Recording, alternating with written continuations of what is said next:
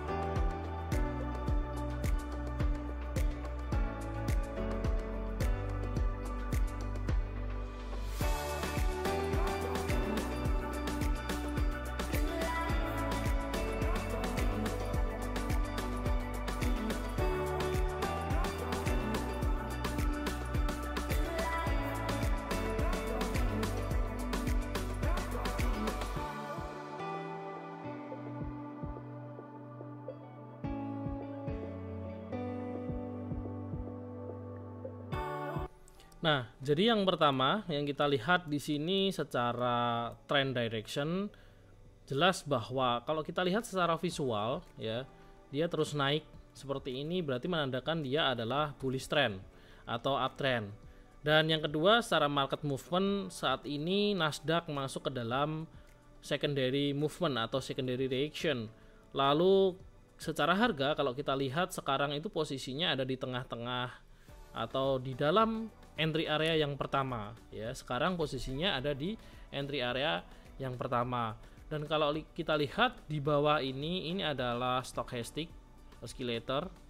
Nah, di sini dia itu secara momentum menghadap ke atas. Jadi potensi Nasdaq ini ke depan dia akan naik ya. Karena kita lihat bahwa dia sudah keluar daripada area oversold dan dia mulai menghadap ke atas. Lalu secara pattern nanti kita akan coba lihat, karena di dalam 4 hours ini tidak muncul pattern apapun ya, tapi kita nanti coba lihat di minor time frame.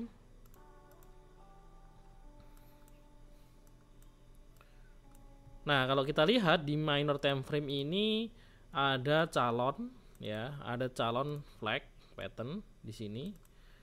Nah, kalau kita lihat, kita bisa melakukan planning ketika dia itu break daripada trendline yang up ini, uptrend line, kita bisa melakukan pembelian di situ atau buy. Tetapi kita lihat di sini juga bisa dia itu akan terjadi, misal ini break daripada low yang ini, lower low, dia break, dia turun ke bawah, lalu dia bisa juga membentuk yang namanya double bottom di situ, karena di sini kita lihat ada banyak sekali area support ya, dan ini di dalam entry area juga, maka kita juga bisa melakukan pembelian ketika double bottom itu terbentuk. Dan di sini kita juga bisa melihat pattern yang ketiga, ini adalah pattern inverse head and shoulders ya, kalau kita lihat, tapi ini bentuknya nah seperti ini, calon ya. Jadi dia itu membentuk seperti ini, inverse head and shoulders. Jadi dia posisinya naik ke atas. Kita bisa melakukan pembelian karena ini masuk di dalam entry area. Oke, itu secara pattern yang kita lihat. Jadi ada 3 pattern yang muncul di minor time frame. Itu ada flag di sini, bullish flag ya, tapi kita bisa melakukan pembelian ketika dia break ke atas. Sekarang juga muncul di sini ada inverse head and shoulders.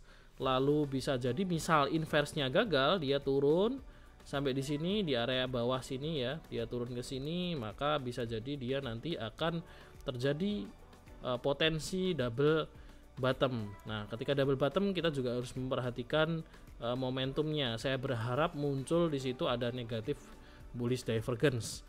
Ya, oke, itu secara pattern. Nah, kita akan kembali ke 4 hours.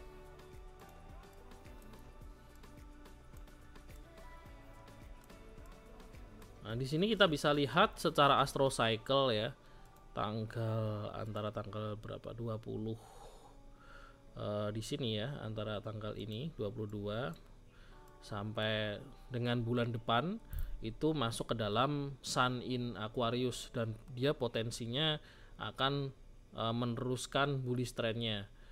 Dan kalau kita lihat hari Jumat kemarin, hari Kamis Jumat itu ada full moon ya, ada full moon di situ, dan ini efeknya di sini ada low di sini dan potensi akan naik.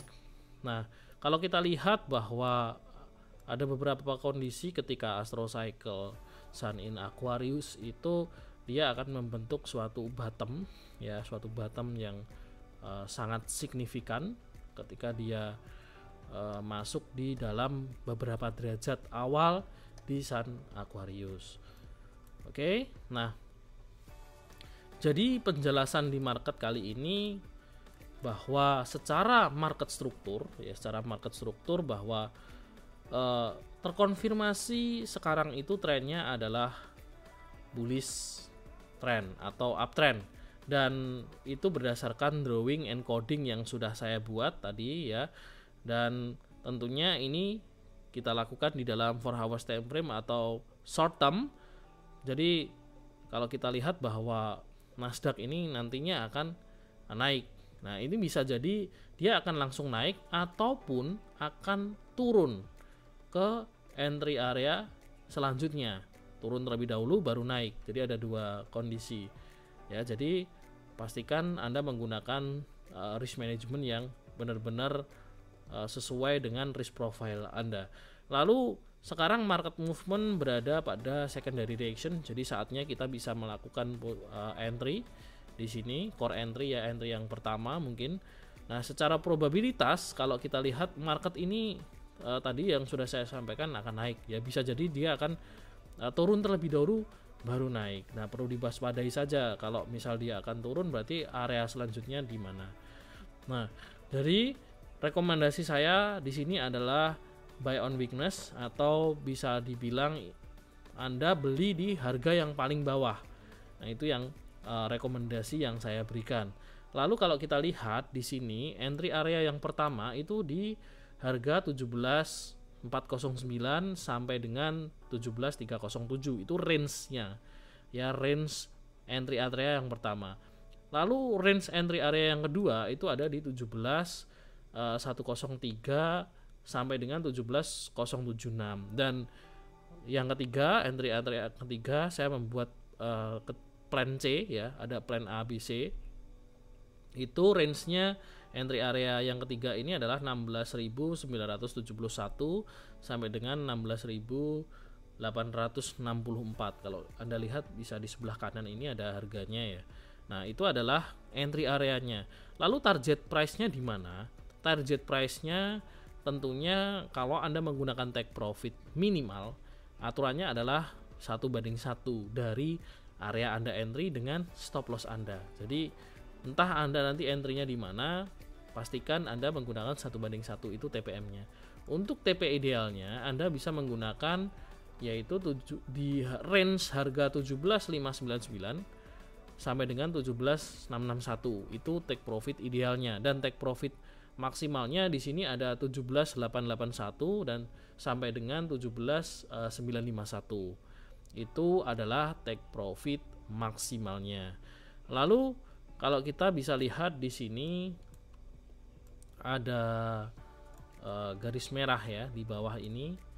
Nah, itu adalah area di mana ketika nantinya ketiga entry area ini gagal ya, dan dia itu terus turun ke bawah ya, close di bawahnya, ingat harus close di bawah horizontal line yang warna merah ini di 16.533, maka silahkan avoid daripada mapping analysis ini. Tapi selama dia itu masih belum menyentuh ini atau belum close di bawahnya, maka mapping analysis ini walaupun belum sampai take profit maksimal tetap bisa digunakan ya, karena kita tahu bahwa market tidak selamanya langsung seperti ini ya, bisa jadi dia akan turun seperti ini atau mungkin ke area ini, atau mungkin nanti di sini membentuk seperti ini lalu dia akan naik ya, seperti itu.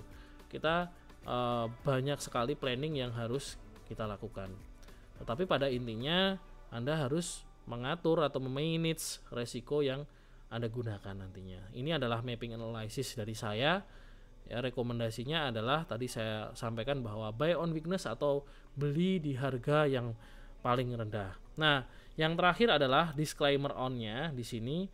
Trader bertanggung jawab terhadap setiap keputusannya ya yang dilakukan pada semua transaksinya, semua resikonya, apapun hasilnya, trader bertanggung jawab terhadap keputusannya masing-masing ya. Dan jangan lupa tentunya Anda harus menyesuaikan dengan profil Anda. Apakah saya turun ini saya harus melakukan sell atau saya hanya fokus kepada buy?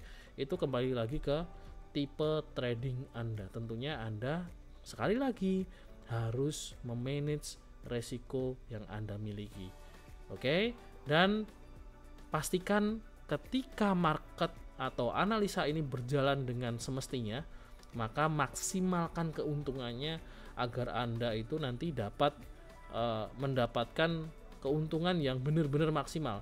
Jadi jangan hanya ketika kita loss kita dapat banyak loss gitu ya, tapi ketika profit dapatnya sedikit Ya, makanya ketika loss kita harus diminimalisirkan, tapi ketika profit kita harus maksimalkan. Oke? Itu dari saya, analisa atau mapping analysis dari saya.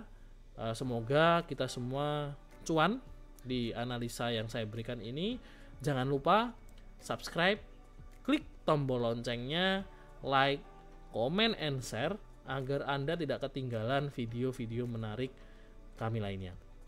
Oke, itu dari saya, Pionen Profit Never Sleep.